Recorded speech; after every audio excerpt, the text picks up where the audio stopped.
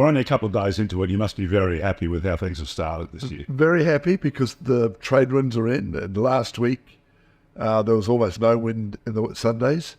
So been very good that we've got trade winds blowing, and it makes for happy competitors, I think.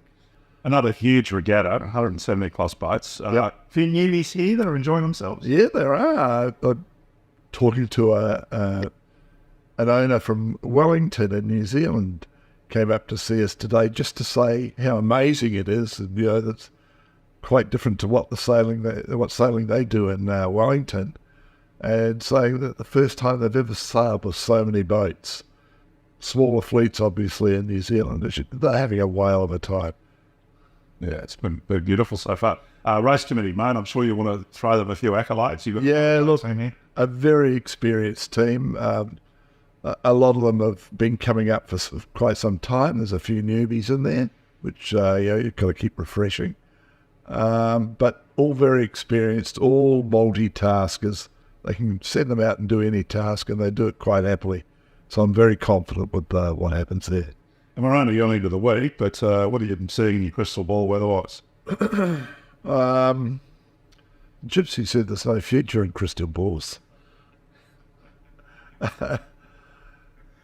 Look, it looks like the trade winds are in, and maybe after the lay day on Wednesday, the trade winds will freshen, so we may get up to 25 knots for the last couple of days. But it's a long way out. Let's see what happens. Yeah.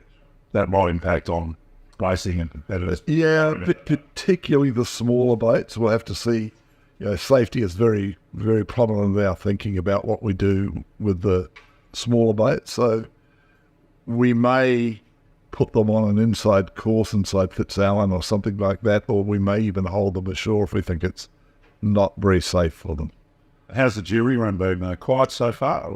They've had a bit of action.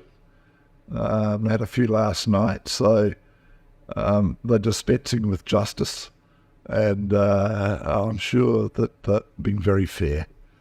Look at her boat! All right, and we're rolling, fellas.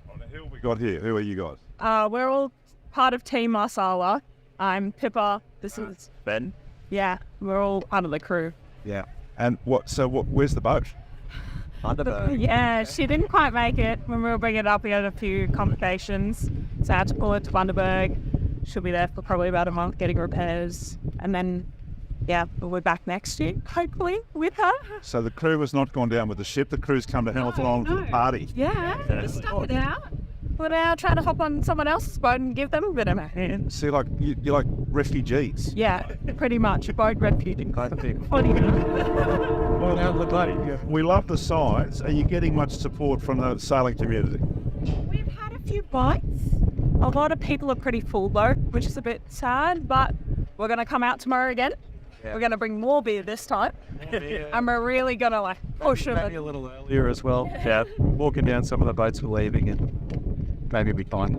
Well, as a community service, we're very happy to help you guys. So please look down the barrel and to your sailing brethren and tell them what you're after. Veg, do what you want. Any big. Please, we'll sit there. We'll bring beer. I'm very good at witching. Yeah. Strongest video he'll witch on. We're all young, so if you need a bit of, bustle on board, keelboat, multi-hull, doesn't matter. Anything, honestly. If it's on the water, we'll be there. A final blast to the Mole Islands and back, in trade winds up to 22 knots, closed out the 38th Hamilton Island Race Week and decided the trophy winners, in divisions where the top placings were still up for grabs.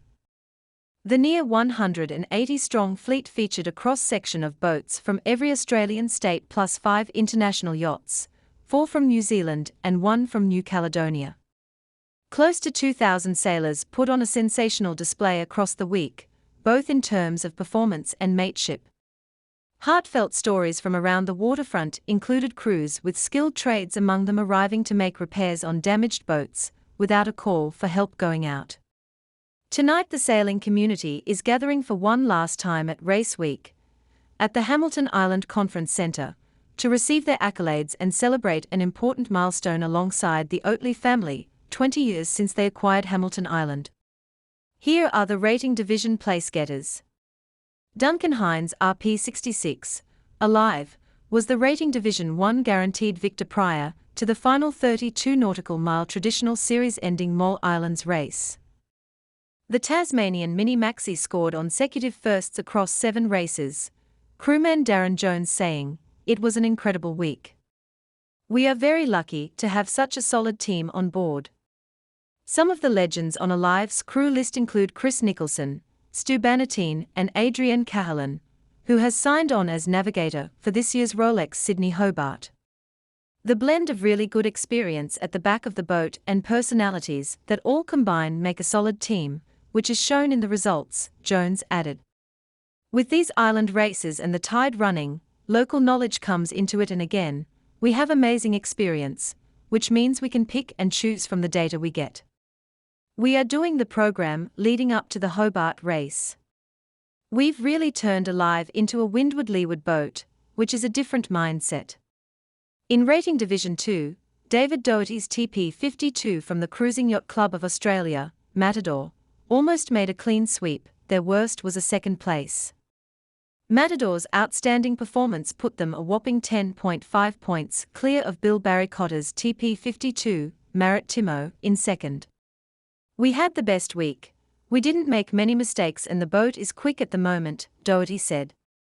Jared McQuart's chartered Adams 10 was a red boat, led from go to woe in Rating Division 3, and in Rating Division 4, Ray Roberts added yet another race week trophy to his impressive stockpile, Team Hollywood's 6th win back-to-back.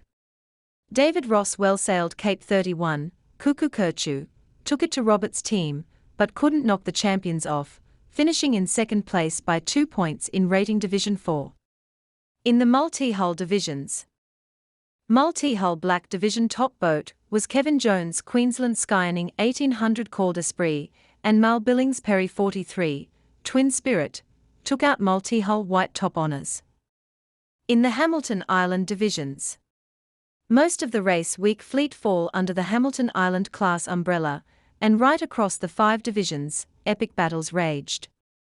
Some of the top scorers include Philip Neal's picture-perfect Hoke TC-78 Drumfire, Blue Division, David Rose's slippery Queensland Wellborn 42 Wedgetail, Pink Division, and Simon Oliver's Pogo 36 Odyssey, winner of Hamilton Island Yellow Division. Trailables. Michael and Elizabeth Goss modified Snook design, Halcyon, successfully defended their trailable title. "It's been a tough week with pretty heavy sailing for these boats, but it's such a beautiful place to sail," said Michael. "There were highlights like whales breaching within 20 feet of us, and looking behind and seeing the amazing multi-hulls," added Elizabeth. The boat caravan trip will start in a few days for the Goss, who have a long drive back to the New South Wales Central Coast. They are expecting the usual surprised looks and questions when they book into a caravan park and climb into their boat to sleep. These are the final words from the regatta director. Regatta Director Dennis Thompson has been part of Race Week since 2006. Over many years he has fine-tuned the race management and choice of amazing courses that are designed to give sailors the best days racing in the Whitsundays. "Year to year it's not a revolution, it's an evolution," said Thompson.